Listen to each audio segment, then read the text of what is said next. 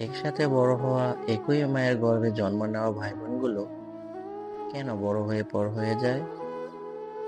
কেন তাদের মধ্যে এত দূরত্ব তৈরি হয়? কেন কারো স্বামী কারো স্ত্রী এসে ভাই বোনদের মধুর সম্পর্কগুলো, রক্তের বন্ধনগুলো ছিন্ন করে দেয়? এই কেনর উত্তর নেই, কারণ এজন্য প্রত্যেক ভাই বোনই দায়ী। তারা কেন অন্যের কথায় নিজের রক্তের সম্পর্ক নষ্ট করে? কেন সত্য মিথ্যা যাচাই করার মুরত নেই তাদের? কাউকে ধনী কাউকে গরিব, সে তো বিধাতাই বানান।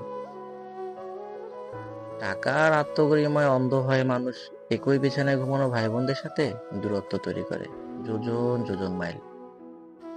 ছোটবেলায় যে ভাই বোনগুলোর সাথে ঝগড়া হলে 2 মিনিট পরেই আবার মিল হয়ে যেত, বড়বেলায় সেই ভাই বোনদের সাথে ঝগড়া হলে দেখা হয়, জানা যায়।